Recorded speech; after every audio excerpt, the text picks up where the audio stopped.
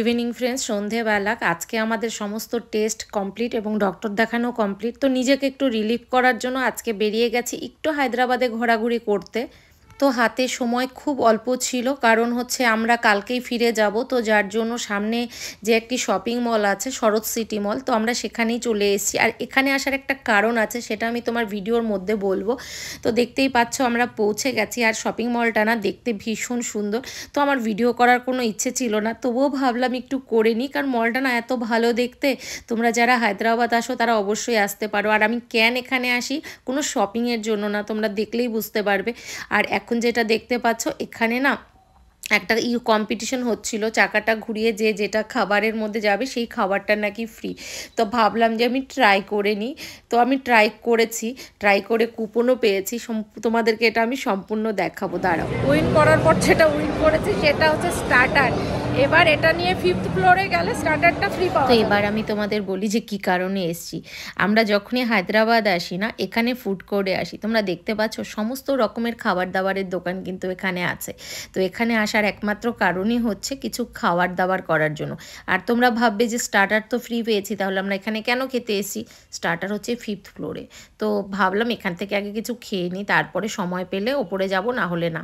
তো এখানে এসে ও মনে হচ্ছিল একটা স্যান্ডেল নেবে, তো সেটাই ট্রায়াল দিচ্ছিল। আর আমিও দাঁড়িয়ে দাঁড়িয়ে কি করব, ভিডিও বানাচ্ছিলাম। গুড আফটারনুন ফ্রেন্ডস, দেখতেই পাচ্ছ একদম রেডি হয়ে গেছি। রেডি বলতে কিছুই রেডি হয়নি, জাস্ট মাথায় শ্যাম্পু করে চুলটাকে উঁচু করে বেঁধে নিয়েছি। আর এখানে ব্যাগে লাগেজ পত্র সব কিছু গোছানো কমপ্লিট, কারণ আমাদের হায়দ্রাবাদের কাজ কিন্তু পুরো কমপ্লিট। তো কালকে রাত্রে ভিডিওটি স্টার্ট করেছিলাম, আর শেষ করতে পারিনি। আর কি বলবো, এখানে আসার পর না ডক্টর দেখাতে দেখাতে সারাদিন কিভাবে কেটে গেছে, আর তোমাদের সঙ্গে কোনো ভিডিও শেয়ার করতে পারিনি।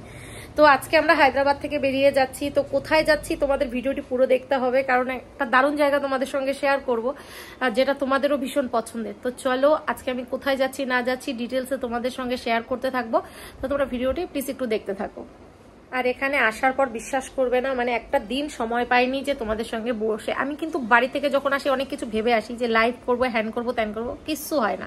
কারণ এখন এই হায়দ্রাবাদে আসলে যে কি কি প্রবলেম ফেস করতে হয়, আমি প্রত্যেকটা জিনিস তোমাদের সঙ্গে শেয়ার করব, এবং তোমরা কিভাবে এই প্রবলেম থেকে বেরোতে পারবে তো সেটাও আমি কিন্তু শেয়ার করব। তোমাদের কিন্তু ভিডিওগুলি দেখতে হবে, কারণ তোমরা বুঝতে পারবে না যে এখন আসলে অনেক প্রবলেম ফেস করতে হয়, প্রচুর। মানে যেটা তোমাদের আমি আর বলে বোঝাতে পারবো না। মানে আমি কিভাবে যে 2 দিনের মধ্যে, মানে এখন যারা আসবে তাদের হাতে 4 থেকে 5 দিন সময় আমি বলবো নিয়ে আসতে হবে, এবং সম্পূর্ণ আমার এই ভিডিওগুলির মধ্যেই থাকবে, ডিটেলস তোমাদের সঙ্গে শেয়ার করতে থাকবো। তো তোমরা কিন্তু ভিডিওগুলি দেখতে থেকো। তো চলো আজকের মতো আমি এখন বেরিয়ে যাচ্ছি। আর টাইমও প্রায় হয়ে গেছে, মনে করো 2 সোয়া 2 মতো বাজে। আমাদের ট্রেন আছে 3:55। তো চলো দেখা হচ্ছে আবার গিয়ে একদম ট্রেনে। তো দেখতেই পাচ্ছ ট্রেনে উঠে গেছি। এখন ব্যাপারটা হলো যে আজকে ট্রেনে এত পরিমাণে ভিড়, তোমাদের কি বলবো। আর নিচে আর বসে থাকতে পারলাম না, উপরে চলে এসেছি। এসে বেড বানিয়ে শুয়ে নেই, বেড বানাইনি, জাস্ট ওইভাবে শুয়ে পড়েছি। তো দেখি, তো ইচ্ছে আছে যে কিছুটা করার চেষ্টা করবো, কিন্তু এখন কোনো প্ল্যানিং নেই। প্রচুর ভিড়, মানে কি বলবো তোমাদের, প্রচুর ভিড়। তো পরে যদি সময় হয় অবশ্যই তোমাদের সঙ্গে শেয়ার করবো, তাহলে এখানে বসে তো কিচ্ছু করতে পারছি না।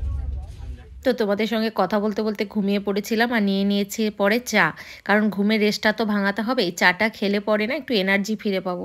আর ভালো লাগছে না ট্রেনে, কতক্ষণ এভাবে শুয়ে বসে থাকা যায় বলো। তো তবুও চেষ্টা করছি সময়টা কাটানোর। তো একটু ঘুম হয়েছে, শরীরটা ভালো লাগছে, কিন্তু আমি না ট্রেনে একটা প্রবলেম হয়, মিষ্টি কিছু খেলে ঝাল কিছু খেতে ইচ্ছা করে। তো নিয়ে নিলাম একটা চিপস। মানে ট্রেনে উঠলে আমার এটা হতেই থাকে, এই যে এখন ঝালটা খাবো আবার মিষ্টির ক্রেভিং হবে। তো ট্রেনে উঠলে আমি যার জন্য বেশি বেশি করে খাবার দাবার নিয়ে উঠি। কিন্তু আমার যদিও এসব খাওয়া ঠিক না, তোমরা অনেকেই মানে কমেন্টে লিখবে যে দিদি তুমি কিভাবে এসব খাও, কিন্তু কি করব বলো, মন মানে না। আর ওইদিকে দেখো ও ওখানে আরামসে হেডফোন লাগিয়ে ঘুম দিয়েছে। আর এখন যাকে দেখাচ্ছি একটা মিষ্টি মেয়ে বলতে পারো। তো চলো ওর কিছু কথা আমি আজকে তোমাদের সঙ্গে শেয়ার করবো।